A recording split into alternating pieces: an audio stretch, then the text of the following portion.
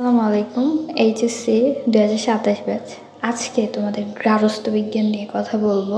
তোমাদের অনেকের রিকোয়েস্ট ছিল যে গার্হস্থ্য বিজ্ঞান নিয়ে ভিডিও দেন আপু, তো সেজন্য দিলাম। আমি দেখলাম ইউটিউবে গার্হস্থ্য বিজ্ঞান নিয়ে গাইডলাইন্সের কোনো ভিডিও নাই, বহুত ক্লাস আছে, বাট সাজেশনও তেমন নাই। ওইটাও আমি দিয়ে দিব আজকের ক্লাসে। 1 নম্বর টিপস, সেটা হচ্ছে তোমাকে অবশ্যই কলেজে ক্লাস করতে হবে। কলেজের ক্লাস বলতে কি, তোমাদের দেখবা যে গার্হস্থ্য বিজ্ঞান যারা নিছো অপশনাল সাবজেক্ট হিসেবে, তারা কিন্তু দেখবা যে তোমাদের কলেজে একদিন অথবা 2 দিন তোমাদের কলেজে এই বিষয়টার উপর ক্লাস হবে। তো অবশ্যই ক্লাস মিস দেওয়া যাবে না, অবশ্যই ক্লাস করতে হবে। কলেজের ক্লাসটা সেটা তোমার জন্য খুবই গুরুত্বপূর্ণ। আর এই বিষয়ের জন্য তোমাকে বাইরে কোনো প্রাইভেট টাইপের বা অনলাইনে কোনো ক্লাস টাসও করা লাগবে না, যদি তুমি কলেজের ক্লাসগুলো মিস না দাও। তো একদিন হোক বা 2 দিন ক্লাস তো হবে ইনশাল্লাহ। তো সেক্ষেত্রে তোমরা অবশ্যই কলেজের ক্লাসটাতে কষ্ট করে হলেও অ্যাটেন্ড করার চেষ্টা করবে। তো একটা কথা আমি সব বিষয়ের জন্য বলি, সব গ্রুপের জন্য তোমাদের বলি, একটু শোনো। দেখো, তুমি যেই বিষয়গুলো দেখো, তোমার বিষয় থাকবে হচ্ছে 13টা বা 14টা, প্রত্যেকটার কিন্তু তোমার দ্বিতীয় পত্র করে আসবে। প্রত্যেকটারই প্রথম পত্র দ্বিতীয় পত্র, শুধুমাত্র আইসিটি বিষয়ের প্রথম পত্র দ্বিতীয় পত্র নাই। তো সেক্ষেত্রে তোমরা কি করবা, যেই বিষয়গুলো প্রাইভেট পড়ো ওইগুলো ঠিক আছে, তুমি কলেজে গেলা, চিল করলা, ক্লাস করলা না, ঠিক আছে, ওকে আছে। বাট যেগুলো ধরো তুমি প্রাইভেট পড়ো না, কোথাও কোনো প্রাইভেট পড়ো না, সেক্ষেত্রে কলেজে যে ক্লাসগুলো হয় ওইগুলোতে জাস্ট অ্যাটেন্ড করবা। ওই সাবজেক্টের ক্লাসটাতে একটু কষ্ট করে অ্যাটেন্ড করবা, সেটা তোমার সব বিষয়ের জন্যই ভালো হবে। ওকে। আরেকটা কথা হচ্ছে, যখন তোমার কলেজ থেকে একটা প্র্যাকটিক্যাল দিবে এই গার্হস্থ্য বিজ্ঞানের উপর, জাস্ট 2 থেকে 3টা প্র্যাকটিক্যাল হয় পুরা মানে এইচএসসি লাইফে। ফার্স্ট ইয়ারে একটা হয়, সেকেন্ড ইয়ারে একটা হয়, মেবি এইচএসসির আগে একটা হয়। তো সেক্ষেত্রে 2 থেকে 3টেই হবে, এর চেয়ে বেশি প্র্যাকটিক্যাল তোমাকে দিবে না এই সাবজেক্টের জন্য। তো সেক্ষেত্রে প্র্যাকটিক্যালগুলো একটু ভালোভাবে করার চেষ্টা করবে, কারণ প্র্যাকটিক্যালের মার্ক কিন্তু খুবই গুরুত্বপূর্ণ অপশনাল বিষয়ের জন্য। এই বিষয়টার জন্য শুধুমাত্র তুমি ইম্পর্টেন্ট টপিকগুলোই পড়বে। অর্থাৎ তোমার একটা চ্যাপ্টার ধরো প্রথম অধ্যায়, তো এটার মধ্যে শুধুমাত্র তুমি ইম্পর্টেন্ট টপিকগুলোই পড়বে, এর চেয়ে বেশি কিছু তোমার পড়তে হবে না, শুধুমাত্র ইম্পর্টেন্ট টপিকগুলো পড়লেই হবে। তো সেই জন্য ইম্পর্টেন্ট টপিক তুমি এখন কোথায় পাবা? তুমি একটা চ্যাপ্টার খুললে, এখানে তো তোমার লেখা নাই যে এই টপিকটা ইম্পর্টেন্ট, এই টপিকটা ক হতে আসে, এই টপিকটা গ হতে আসে, এটা কিন্তু তোমার বইয়ে লেখা নাই। তো এটার জন্য আমি সহজে একটা সমাধান তোমাদেরকে বলে দিচ্ছি। আমার একটা এইচএসসির গার্হস্থ্য বিজ্ঞানের জন্য একটা ফুল প্লে লিস্ট আছে। এটাতে শুধুমাত্র তোমাদের সাজেশান আপলোড করা, অর্থাৎ একটা চ্যাপ্টার থেকে তোমার কোন টপিকগুলো জাস্ট পড়তে হবে সেগুলো লেখা আছে। এই যে দেখো, এখানে এটা প্রথম অধ্যায়ের জন্য, এটা দ্বিতীয় অধ্যায়, তৃতীয় অধ্যায়, অর্থাৎ প্লেলিস্টটা এখনও রেডি হচ্ছে। কিন্তু এই দেখো, এখানে চতুর্থ অধ্যায়। তো প্লেলিস্টটা ইনশাল্লাহ এই মাসের মধ্যে কমপ্লিট হয়ে যাবে।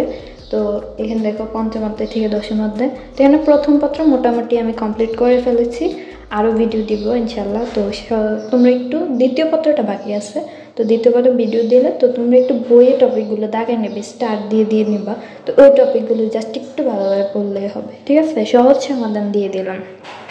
আমি জানি এই বিষয়টা এত ইম্পর্টেন্ট না, তবে তোমাকে এই বিষয়টাকে গুরুত্ব দিয়েই পড়তে হবে, অন্যান্য বিষয়ের থেকে আরেকটু বেশি, অর্থাৎ গ্রুপ সাবজেক্টের থেকেও আরেকটু বেশি গুরুত্ব দিয়ে পড়তে হবে। তবে এটা কখন সেটা একটু বলি। অবশ্যই পরীক্ষার আগে, কারণ এই বিষয়টা তোমার সারা বছর পড়ার সময় নেই। গ্রুপ সাবজেক্টের প্রাইভেটে দৌড়াদৌড়ি করতেই তো আমরা সময় পাই না।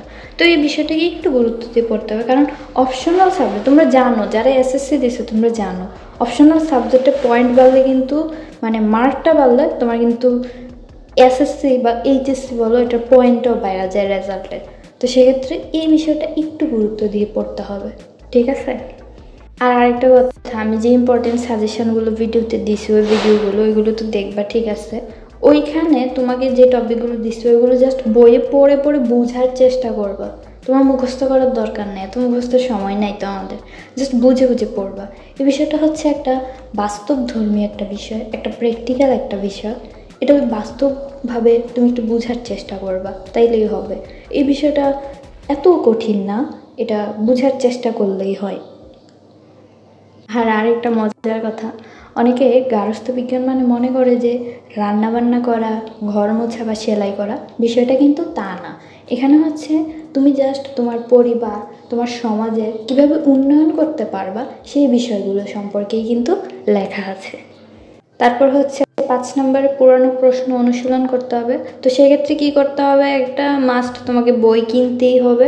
এটা পুরাতন কিনো বা নতুন কিনো একটু পরে বলতেছি, বাট পুরাতন প্রশ্ন প্র্যাকটিস করতে হবে। লাইক বোর্ড প্রশ্নগুলো যে 3 থেকে 5 বছর আগের যে বোর্ড কোশ্চেন, ধরো তুমি যেহেতু 27-এর পরীক্ষার্থী, তুমি চাইলে 16 থেকে 23 বা 24 বা 25 পর্যন্ত, 25 সালে তো পরীক্ষা হয়ে গেছে, 24 সালে গার্হস্থ্য বিজ্ঞান হয়েছে কিনা I am not sure, but 25 সালে গার্হস্থ্য বিজ্ঞান পরীক্ষা হয়েছে।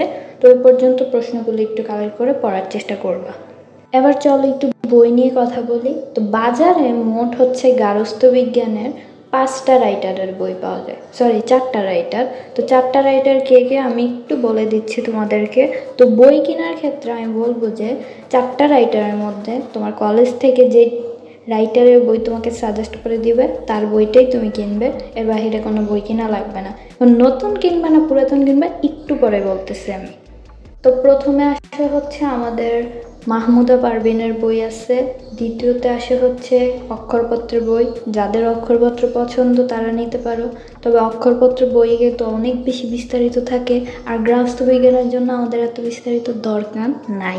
তারপর হচ্ছে 3 নম্বরে আনোয়ারা বেগমের একটা বই আছে, আর 4 নম্বরে আমার কাছে 26 সালের এডিশনের ছবি ছিল বলে আমি 26 সালের যে এইচএসসি 26-এর যে বইটা, এটার ছবিটা দিছি, দেখো ক্লিয়ার একটা ছবি। এটা হচ্ছে প্রফেসর গাজী হোসনে আরার বই, এবং এই বইটা খুব ফেমাস, বুঝছো, বেশিরভাগ কলেজে এটা সাজেস্ট করে। তো নতুন যে 26-এর এডিশনের বইয়ের প্রাইসটা কেমন ছিল আমি একটু বলে দিই। সেটা হচ্ছে প্রথম পত্র 245 ছিল, দ্বিতীয় পত্র 245 টাকা, মোট 490 টাকা, অর্থাৎ 500 টাকা, মানে নতুন বই অ্যারাউন্ড 500 টাকার কাছাকাছি হবে কিনতে গেলে। এখন তুমি নতুন বই কিনবা কি না সেটা একটা প্রশ্ন থাকে না। যেমন ধরো যে 26-এর এডিশনের যে বইটা, এটাতে শুধুমাত্র বোর্ড কোশ্চেন তোমার কত সাল পর্যন্ত দেওয়া আছে জানো, শুধুমাত্র 23 সাল পর্যন্ত দেওয়া আছে। তার মানে সে কিন্তু 24 সাল 25 সালের প্রশ্ন পাইল না, ঠিক না?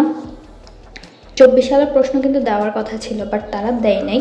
তো তুমি কি করবা, তুমি চাইলে 24 সালের বইটাও কিনতে পারবা, 25 সালের বইটাও কিনতে পারবা, 26 সালের বইটাও কিনতে পারবা। সেক্ষেত্রে প্রাইস আর একটু কমায় রাখবে তোমার থেকে, ঠিক আছে?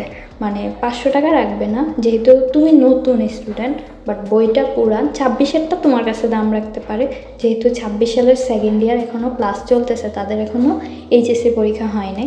তো সেক্ষেত্রে তুমি নতুন পুরান মিলাইয়া বই কিনতে পারো, তোমার ইচ্ছা। বাট বই কিনলে এরকম প্রাইস যাবে, আমি প্রাইসটা তো বলে দিলাম। আর তোমাদের প্রথম পত্রে হচ্ছে 16টা চ্যাপ্টার আছে, আর দ্বিতীয় পত্রে কিন্তু 15টা চ্যাপ্টার। বিশাল বই, ঠিক আছে, বিশাল বই, হিসাব করলে কিন্তু অনেক বিশাল টপিক, ঠিক আছে।